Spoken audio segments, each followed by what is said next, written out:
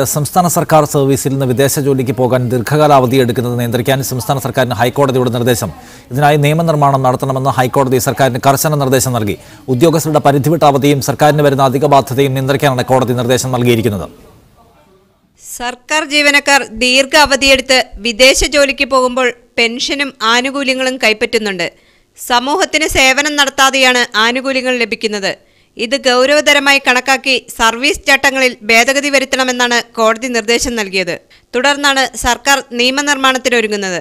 ആർക്കിടെക്റ്റുകളും എഞ്ചിനീയർമാരും അടക്കമുള്ള സർക്കാർ ജോലിക്കാർ അവധിയെടുത്ത് വിദേശത്ത് ജോലിക്ക് പോകുന്നത് മൂലം അധിക സാമ്പത്തിക ബാധ്യത സർക്കാർ അനുഭവിക്കുന്നതായി കോടതി ചൂണ്ടിക്കാട്ടി. അവധിയെടുത്ത് വിദേശത്ത് പോകുന്നവർക്ക് പെൻഷനും ആനുകൂല്യങ്ങളും നൽകുകയും ഇവർക്ക് പകരമെത്തുന്നവർക്ക് സർക്കാർ ശമ്പളം നൽകേണ്ട സ്ഥിതിയുമുണ്ടെന്ന് കോടതി വ്യക്തമാക്കി. സർവീസിലുള്ളവർക്ക് വിദേശത്ത് ജോലിക്ക് പോകാൻ ദീർഘകാല അവധി നൽകരുതെന്ന് ഹൈക്കോടതി പലതവണ നിർദ്ദേശിച്ചിട്ടും സർക്കാർ സർവീസ് ചട്ടം ഭേദഗതി ചെയ്യാൻ ഒരു നടപടിയും സ്വീകരിച്ചിട്ടില്ല. അതിനാൽ ഇക്കാര്യം സർക്കാർ ഗൗരവത്തോടെ പരിഗണിക്കണമെന്നാണ് ഹൈക്കോടതിയുടെ പുതിയ നിർദ്ദേശം. മീഡിയ 1 കൊച്ചി.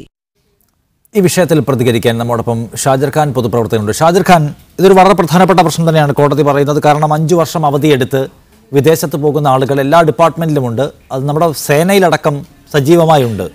സർക്കാരിന് അറിയാമല്ലോ, ഹൈക്കോടതിയേക്കാൾ കൂടുതലായി ഇത് എന്തുമാത്രം വലിയ ബാധ്യത സർക്കാരിന് ഉണ്ടാക്കി വെക്കുന്നുണ്ട്, എത്രത്തോളം വലിയ ബുദ്ധിമുട്ടുകൾ ഉണ്ടാക്കുന്നുണ്ട് എന്ന്. പക്ഷേ സർക്കാർ ഇടപെടുന്നില്ല, പകരം ഹൈക്കോടതിക്ക് അത് പറയേണ്ടി വരുന്നു എന്നത് സർക്കാരിന് ഇക്കാര്യത്തിലുള്ള ജാഗ്രതയും ഉത്തരവാദിത്വ ബോധവും എത്രത്തോളം ഉണ്ട് എന്ന് വ്യക്തമാക്കി തരുന്നതല്ലേ?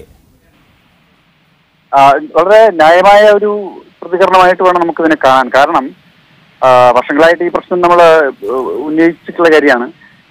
സർക്കാർ സർവീസിലുള്ള ആളുകൾ ഇപ്പോൾ അടിയന്തര സാഹചര്യത്തിൽ ലീവ് എടുത്തു പോകുന്നത് തീർച്ചയായും ന്യായീകരിക്കാവുന്നതാണ്. അതിന് ആ സമയത്ത് നൽകുകയും വേണം. പക്ഷേ മറ്റൊരു ജോലിയിൽ ഉയർന്ന ശമ്പളം ലഭിക്കാനിടയുള്ള വിദേശ ജോലിക്ക് പോവുകയും ദീർഘകാല അവധിയിലേക്ക് പോവുകയും ചെയ്യുമ്പോൾ ഉണ്ടാകുന്ന നഷ്ടം, അത് തീർച്ചയായിട്ടും ഒരു ഗൗരവമുള്ള പ്രശ്നം തന്നെയാണ്. ആ നഷ്ടം നികത്താൻ കഴിയത്തില്ല, മറ്റൊരു മാർഗ്ഗമില്ല. അപ്പൊ അവിടെ ഈ പറഞ്ഞതുപോലെ ഒരു മാനദണ്ഡം നിശ്ചയിക്കുകയും ഒരു വ്യവസ്ഥ ഉണ്ടാക്കുകയും ചെയ്യേണ്ടത് ആവശ്യമാണ്.